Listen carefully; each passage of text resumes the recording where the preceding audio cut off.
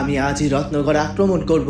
আমার বিশাল সৈন্যবাহিনী নিয়ে আমি রত্নগড়ের ইট দিয়ে ইট বাজাবো। যোগু বাবাকে আমি ওই রাক্ষস। মারে মারে, তুই তোর যোগু বাবাকে বাঁচা। রূপমঞ্জুরির তো কোনো মায়া দয়া নেই, সে নিশ্চয় তোর যোগু বাবাকে অনেক কষ্ট দিচ্ছে। মা, তুমি একদম ভেবো না। এ কি, এর ভেতর থেকে ধোঁয়া বের হচ্ছে কেন? আমার চোখ জ্বলছে কেন? আমার বড্ড ঘুম পাচ্ছে। প্রহরীরা, তুমি ছাড়া যে আমার আর কেউ নেই। তুই আর কাঁদিস না মা, তোর বাবা এখনো অনেক শক্ত আছে। আর আমার গায়ে তুই আমাদের শুধু মেয়ে নস রে মা। কাল মীরা তোর বাবাকে পেয়ে কি যে খুশি হয়েছিল তা তো তুই নিজের চোখেই দেখলি। আমরা সবাই রত্নগড়ের রাজসভা। মহারানী রূপমঞ্জরি অহংকারে সিংহাসনে বসে আছেন। চারুলতা ধীর পায়ে রাজসভায় প্রবেশ করলো। তার পেছনে সাধারণ তাঁতির বেশে রাজপুত্র অরুণ মাথা নিচু করে দাঁড়িয়ে আছে। অরুণের হাতে সেই ছোট্ট কাঠের বাক্সটি। আয় আয় চারুলতা, আমি তো জানতাম তুই ঠিক আসবি। তুই তো খুব বড় মহারানী হয়ে গিয়েছিস, দুই রাজ্য এক করে দিয়েছিস। আজ তোর সেই অহংকার কোথায় গেল? আজ তুই রূপমঞ্জুরির পায়ের কাছে সামান্য ভিখারিনীর মতো এসে দাঁড়িয়েছিস। মহারানী রূপমঞ্জরি, অহংকার তো মানুষের পতনের কারণ। আমি কোনো অহংকার নিয়ে আসিনি। আপনি আমার দুর্বল জায়গায় আঘাত করেছেন। আমার বাবাকে আপনি বন্দি করে রেখেছেন। একজন মেয়ের কাছে তার বাবার জীবনের চেয়ে বড় কোনো সম্পদ হতেই পারে না। আর আমি আমার হার মেনে নিচ্ছি। তোর এই হার মানা দেখতেই তো আমি বসেছিলাম। তুই আমার বাণিজ্যের পথ বন্ধ করে আমাকে ভিখারিনী বানাতে চেয়েছিলি, আর আজ তুই তোর নিজের হাতে তৈরি সেরা স্বর্ণ সুতোর নকশা আমাকে দিয়ে দিবি। তারপর আমি তোর বাবাকে ছেড়ে দেব। বল, কোথায় সেই নকশা? আমার এই বিশ্বস্ত তাঁতির হাতে যে কাঠের বাক্সটি দেখছেন, সেটার মধ্যেই আমার সেই মহামূল্যবান স্বর্ণ সুতোর নকশা রাখা আছে মহারানী। এই সুতো দিয়ে কাপড় বুনলে আপনার রত্নগড়ের বাণিজ্য আবার সারা পৃথিবীতে ছড়িয়ে পড়বে। কিন্তু আমার একটা শর্ত আছে। শর্ত? তোর এত বড় সাহস, তুই রূপমঞ্জরির সামনে দাঁড়িয়ে তাকে শর্ত দিচ্ছিস? তোর বাবা এখন আমার জেলের পচা রুটি খাচ্ছে, আর আমি চাইলে এক্ষুনি তোকে আর তোর বাবাকে একসাথে শেষ করে দিতে পারি। আপনি আমাকে শেষ করে দিলে এই বাক্স কোনোদিনও খুলতে পারবেন না মহারানী। এই বাক্সের তালা শুধু আমার কথাই খোলে। আপনি আগে আমার বাবাকে আমার চোখের সামনে নিয়ে আসুন। আমি নিজের চোখে দেখব আমার বাবা সুস্থ আছে কিনা। তারপর এই বাক্সটি আমি আপনার হাতে তুলে দেব। আপনি বাণিজ্যও পাবেন, আর আমি পাবো আমার বাবাকে। বেশ, তুই যখন তোর সর্বস্ব আমাকে দিয়ে দিতে এসেছিস, তখন তোর ওই বাবাকে একবার দেখাতে আমার কোনো আপত্তি নেই। প্রহরীরা, যাও এক্ষুনি ওই যোগু দাদিকে আমার সামনে নিয়ে এসো। আজ আমি চারুলতার খালি হাতে ফিরে যাওয়া নিজের চোখে উপভোগ করব।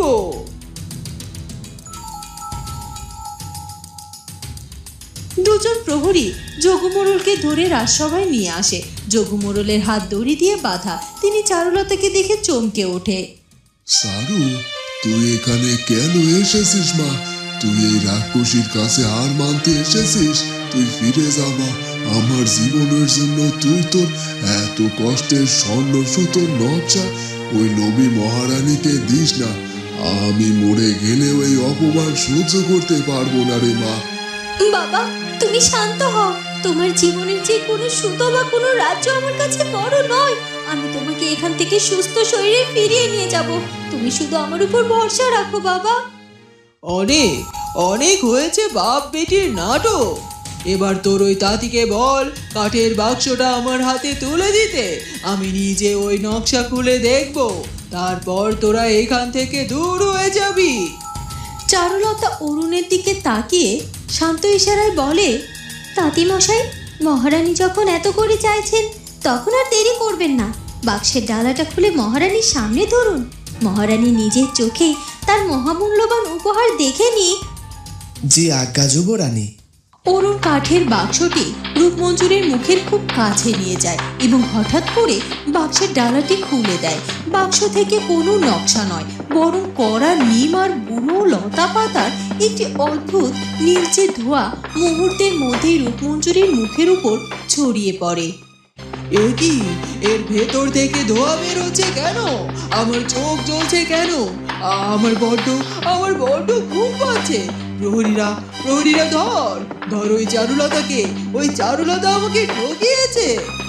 রূপমঞ্জরির কথা শেষ হওয়ার আগেই সে গভীর ঘুমে মেঝেতে লুটিয়ে পড়ে। প্রহরীরাও সেই ধোঁয়ার গন্ধে একে একে অজ্ঞান হয়ে মাটিতে পড়ে যায়। পুরো রাজসভা নিস্তব্ধ হয়ে যায়। রাজপুত্র অরুণ নিজের তলোয়ার দিয়ে যোগু মোড়লের হাতের দড়ি কেটে দেয়। বাবা, আপনি ঠিক আছেন তো? আমরা আপনাকে নিতে এসেছি। রাজপুত্র অরুণ, এ কেমন জাদুর ধোঁয়া বের করলি মা? এটা জাদু নয় বাবা, এটা আমাদের তৈরি করা কড়া ঘুমের ধুলো। রূপমঞ্জরির মায়া দিয়ে তোমাকে এখানে তুলে এনেছিল। আমি শুধু বুদ্ধির ধোঁয়া দিয়ে তার দম্ভ ভেঙে দিলাম। চলো বাবা, আমাদের হাতে একদম সময় নেই। এই ধোঁয়ার ঘোর কাটার আগেই আমাদের রত্নগরের সীমানা পার হতে হবে।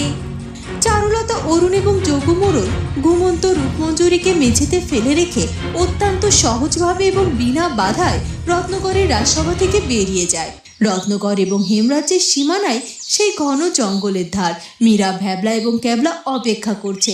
মীরার চোখে অনবরত জল ঝরছে। ভ্যাবলা আর ক্যাবলা দূরে রাস্তার দিকে তাকিয়ে আছে। ও ভ্যাবলা, আমার বুকের ভেতরটা ফেটে যাচ্ছে। আমার বাবা কেমন আছে কে জানে?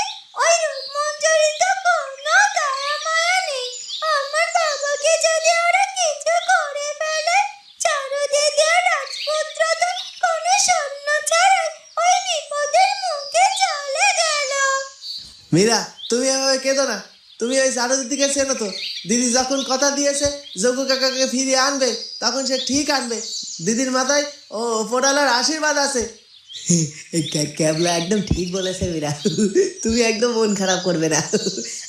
আমি তো সারু দিদির কথায় আমাদের সবার জন্য অনেকগুলো ক্ষীরের সন্দেশ নিয়ে এসেছি। রাজপুত্র অরুণ যেখানে আছেন সেখানে তোমার বাবাকে কেউ ছুঁতে পারবে না। তুমি চোখের জল বসো নাকি? তোমরা বুঝতে পারছো না, চারু দিদি তো আমার বাবাকে নিজের বাবা বলে মনে করে, কিন্তু আমি তো আমার বাবার নিজের মেয়ে। ছোটবেলা থেকে বাবা আমাকে কত কষ্ট করে বড় করেছে। আমি নিজে অনেক ভুল করেছি, বাবাকে অনেক কষ্ট দিয়েছি। আজ যদি আমি বাবাকে ফিরে না পাই, তবে আমি কোনোদিনও নিজেকে ক্ষমা করতে পারবো না। এদিকে জঙ্গলের ধারের সেই রাস্তায় হঠাৎ করে তিনজনের ছায়া দেখা যায়। চারুলতা এবং অরুণ আস্তে আস্তে হেঁটে আসছেন। মীরা দূর থেকে তাদের দেখে লাফিয়ে ওঠে। বাবা, ও বাবা, আমার বাবা ফিরে এসেছে। মীরা রে, আমার মীরা, তুই এখানে এই জঙ্গলের মধ্যে আমার জন্য অপেক্ষা করছিস মা? বাবা, তুমি ঠিক আছো তো বাবা? ওই রাক্ষসীরা তোমার কোনো ক্ষতি করেনি তো? আমি তো ভয়ে মরে যাচ্ছিলাম বাবা। তুমি ছাড়া যে আমার আর কেউ নেই। তুই আর কাঁদিস না মা, তোর বাবা এখনো অনেক শক্ত আছে। আর আমার গায়ে আঘাত করবে কার এত বড় সাহস বলতো? আমার চারুমার রাজপুত্র অরুণ যে বুদ্ধি জোরে আমাকে ওই মৃত্যুপুরী থেকে বের করে এনেছে, তা তুই ভাবতেও পারবি না রে মা।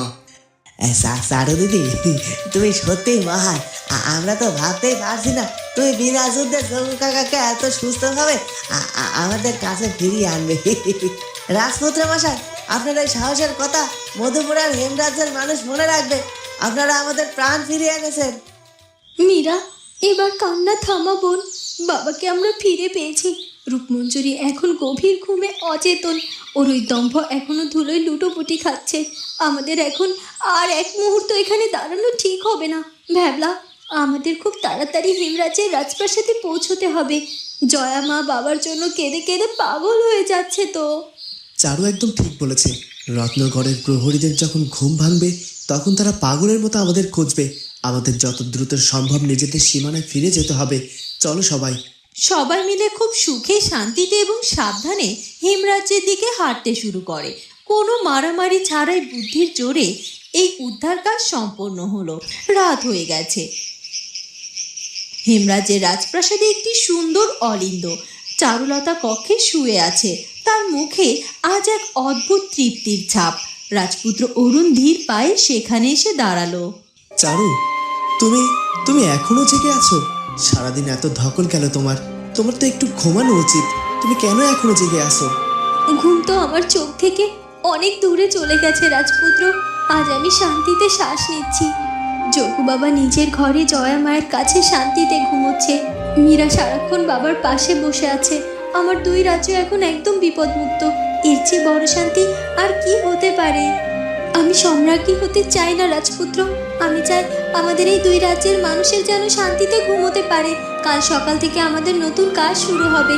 দুই রাজ্যের বাণিজ্য, তাঁতিদের নতুন সুতোর নকশা, সবকিছু আমাদের নতুন করে সাজাতে হবে। চাঁদের আলোয় চারুলতা এবং অরুণের এই স্নিগ্ধ এবং মিষ্টি কথোপকথন গল্পের উত্তেজনাকে একদম শান্ত করে দেয়।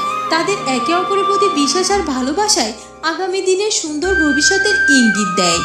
ভোরের আলো ফুটেছে। রত্নগড়ের রাজসভা। মহারানী রূপমঞ্জরি মেঝের উপর পড়ে আছেন। ধোয়ার ঘোর কাটতে শুরু করেছে। তিনি আস্তে আস্তে চোখ খোলেন। চারপাশে প্রহরীরাও এদিক ওদিক পড়ে আছে। আহ, আমার মাথাটা এমন ছেড়ে যাচ্ছে কেন? আমি এখানে মেঝের উপর পড়ে আছি কেন? ওই কাঠের বাক্সটা কোথায়? তোর সব দম্ভ শেষ হয়ে গেছে রূপমঞ্জরি। তুই কাল ওই বাক্স খোলার সাথে সাথে এক অদ্ভুত নীল ধোঁয়া বের হলো। তুই আর তোর সব প্রহরী মরা মানুষের মতো ঘুমিয়ে পড়লি।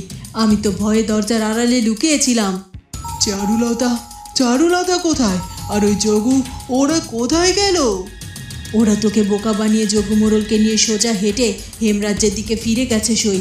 তোর ওই বিশাল রত্নগড়ের একটা প্রহরীও ওদের আটকাতে পারেনি। চারুলতা তোকে কোনো নকশা দেয়নি।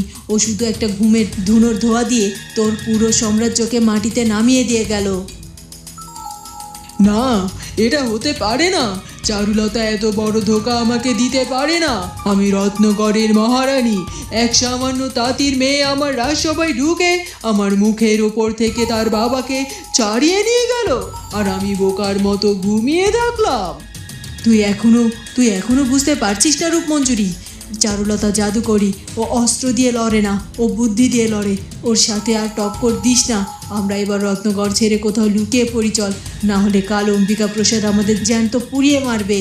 রূপমঞ্জরি কখনো পালায় না। চারুলতা আমার সাথে জালিয়াতি করেছে। সে আমার সম্মান ধুলোয় মিশিয়ে দিয়েছে। আমি এর প্রতিশোধ নেবই। আমি আমার সব সৈন্য জড়ো করব। আমি হেমরাজ্যের একটা ইটও আস্ত রাখবো না। রূপমঞ্জরি যতই রাগে চিৎকার করুক, তার ভেতরের আত্মবিশ্বাস আজ পুরোপুরি ভেঙে গেছে। চারুলতার এই চরম বুদ্ধির আঘাতে রূপমঞ্জরির অহংকার চিরতরে চূর্ণ বিচূর্ণ হয়ে গেছে। সকালবেলা যোগু মোড়ল এখন বেশ সুস্থ। চারুলতা ধীর পায়ে সেখানে প্রবেশ করে। বাবা, আজ তোমার কেমন লাগছে? রাতে ভালো ঘুম হয়েছিল তো? মা, বাবা ঠিকমতো খাবার খাচ্ছে তো? আমার সারু মা সামনে দাঁড়িয়ে থাকলে আমার তো আর কোনো অসুখই থাকে না রে। তুই কাল যা করেছিস মা, তা আমি সারা জীবনেও ভুলতে পারবো না। ওই রাক্ষসী রূপমঞ্জরের মুখের সামনে থেকে তুই আমাকে যেভাবে বের করে আনলি, আমি তো তখন ভয়ে কাঁপছিলাম। আপনি ভয় পাবেন কেন বাবা? আপনি তো জানেন আপনার মেয়ে কখনো অন্যায়কে মেনে নেয় না। রূপমঞ্জরি ভেবেছিল সে মায়া দিয়ে আপনাকে দুর্বল করবে, কিন্তু সে ভুলে গিয়েছিল যে বাবার জন্য একটা মেয়ে তার শেষ রক্তবিন্দু দিয়েও লড়তে পারে। তুই আমাদের শুধু মেয়ে নস রে মা। কাল মীরা তোর বাবাকে পেয়ে কি যে খুশি হয়েছিল তা তো তুই নিজের চোখেই দেখলি। আমরা সবাই তোর কাছে চিরকাল ঋণী হয়ে থাকলাম রে মা। ঋণের কথা বলে আমাকে আর পর করে দিও না মা। আমি শুধু চাই তোমরা সবাই শান্তিতে থাকো। কিন্তু বাবা, আমাদের কাজ এখনো শেষ হয়নি। রূপমঞ্জরি এখন অপমানে জ্বলছে। সে নিশ্চয়ই চুপ করে বসে থাকবে না। আমাদের এখন দুই রাজ্যের তাঁতিদের কাজ দ্রুত করতে হবে।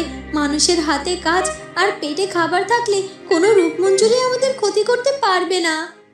তুই একদম ঠিক বলেছিস রে মা। তুই কাল থেকে রাজপুত্রকে নিয়ে দুই রাজ্যের কাজ শুরু করে দে। আমার জন্য আর তোকে ভাবতে হবে না। আমি একদম ঠিক আছি। তুই তোর রাজ্যের দিকে মন দে মা।